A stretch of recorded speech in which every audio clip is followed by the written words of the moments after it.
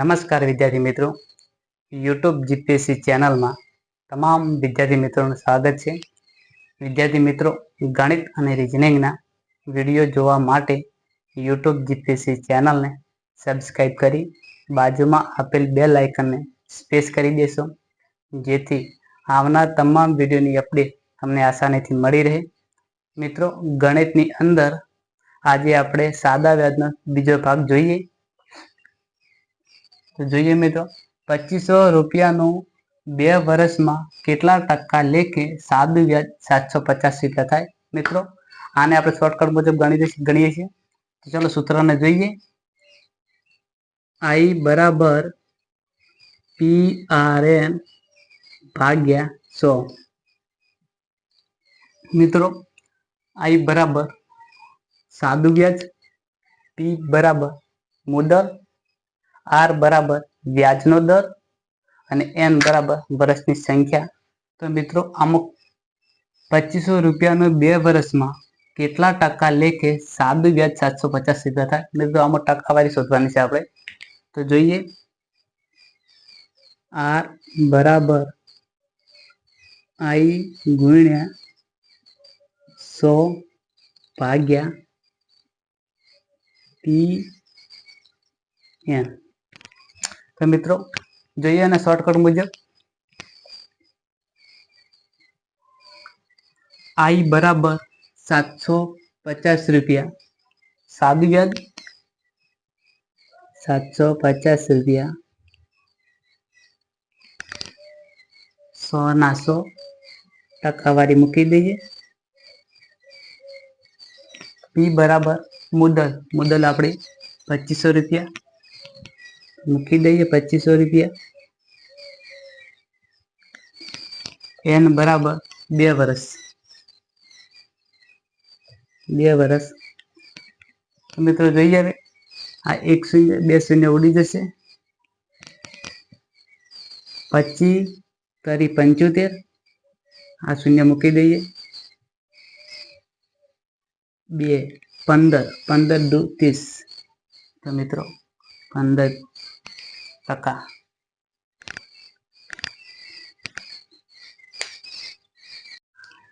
કઈ રકમનું 5% લેખે 2 વર્ષનું સાદું વ્યાજ 132 રૂપિયા થાય. તો મિત્રો, ટકાવારીમાં 5% આપી દીધા છે, વર્ષની સંખ્યા આપી દીધી અને સાદું વ્યાજ 132 રૂપિયા આપ્યું છે. આપણે શોધવાનું છે મુદલ. તો મિત્રો જોઈએ, P બરાબર I ગુણ્યા ટકાવારીના 100 ભાગ્યા R વર્ષની સંખ્યા N. તો શોર્ટકટ બધું જોઈએ દાખલાને. I બરાબર સાદું વ્યાજ 132 રૂપિયા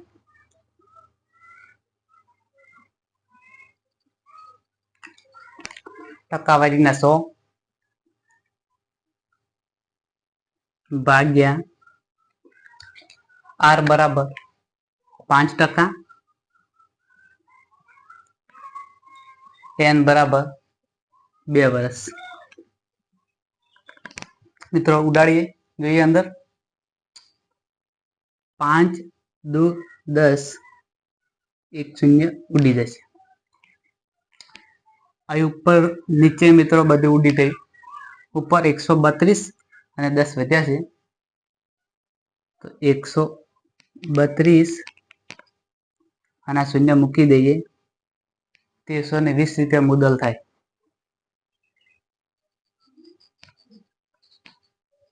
ઓપ્શનમાં બી.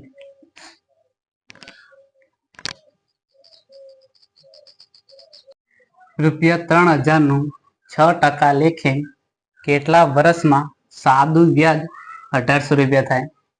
તો મિત્રો, મુદલ આપણે 3000 આપીએ, ટકાવારી 6 આપી અને સાદું વ્યાજ 1800 રૂપિયા આપ્યું. શોધવાનું છે આપણે વર્ષ. તો મિત્રો જોઈએ, N બરાબર I ગુણ્યા ટકાવારીના 100 ભાગ્યા મુદલ આપણી પી ટકાવારી આર. જોઈએ મિત્રો શોર્ટકટ મુજબ આઈ બરાબર 1800 રૂપિયા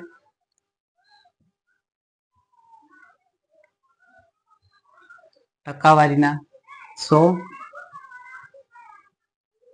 ભાગ્યા પી બરાબર આપણી મુદલ 3000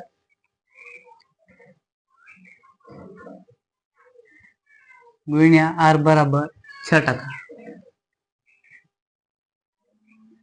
જોઈએ મિત્રો 3 શૂન્ય ઉડાડી દઈએ.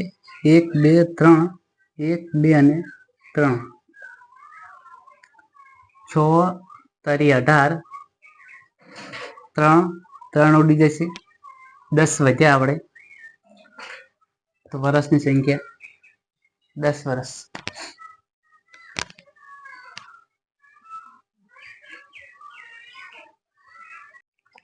કોઈ રકમ સાદા વ્યાજે 3 વર્ષમાં 450 બને અને 5 વર્ષમાં 550 બને તો તે કઈ રકમ હશે? મિત્રો સમજણ સાથે શોર્ટકટ જોઈએ. 3 વર્ષમાં 450 બને અને 5 વર્ષમાં 550 બને તો તે રકમ કઈ હશે? તો મિત્રો 3 વર્ષમાં 450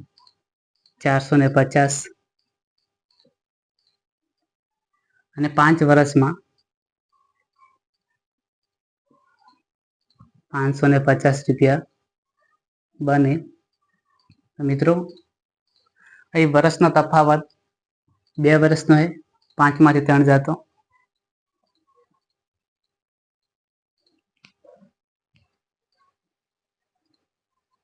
અને કિંમતમાં મિત્રો 550 માંથી 450 જાય તો 100 રૂપિયા તફાવત છે. તો મિત્રો જોઈએ કે 2 વર્ષમાં 100 તફાવત હોય તો 1 વર્ષનો કેટલો તફાવત હોય? તો મોઢે મિત્રો ખબર હોય કે 50 રૂપિયા આવે. છતાં આપણે જોઈએ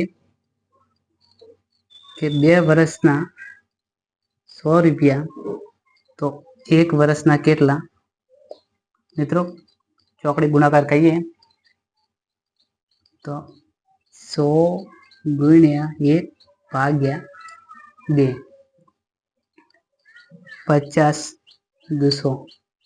મિત્રો 1 વર્ષના 50 રૂપિયા આવે છે. તો મિત્રો આપણા પાસે 3 વર્ષના જોઈએ છે તો 1 વર્ષના 50 રૂપિયા હોય તો 3 વર્ષના કેટલા? તો 150 રૂપિયા 3 વર્ષના વ્યાજ. અને 3 વર્ષની કિંમત છે મિત્રો 450 રૂપિયા. તો મિત્રો 450 માંથી 150 ને બાદ કરીએ તો કિંમત 300 રૂપિયા આવે,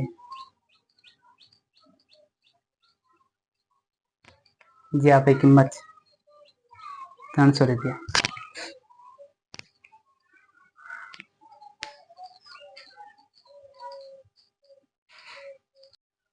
કોઈ રકમ 5 વર્ષમાં 750 બને અને 6 વર્ષમાં 800 બને તો તે કઈ રકમ હશે?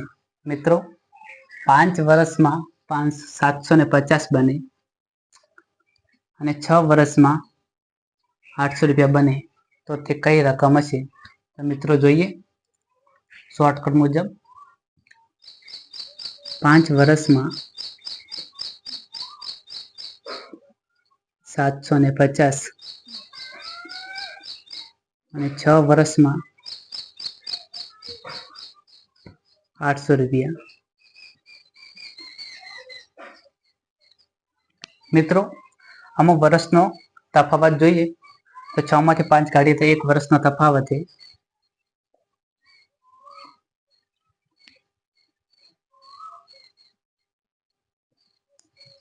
અને કિંમતમાં મિત્રો 800 થી 750 રૂપિયા બાદ કરીએ તો 50 રૂપિયા તફાવત છે. તો મિત્રો 1 વર્ષના 50 રૂપિયા તફાવત હોય તો આપણા પાસે 5 વર્ષ છે તો 5 વર્ષનો કેટલો તફાવત થાય? 5 ગુણ્યા 50 રૂપિયા તો પાયો 25, 250 રૂપિયા. મિત્રો થાય 5 વર્ષના. મિત્રો 250 વ્યાજ અને કિંમત છે મિત્રો 750 રૂપિયા. તો તફાવત કરીએ તો 750 માંથી 250 બાદ કરીએ તો 500 રૂપિયા કિંમત આવે, જે આપણી રકમ 500 રૂપિયા છે.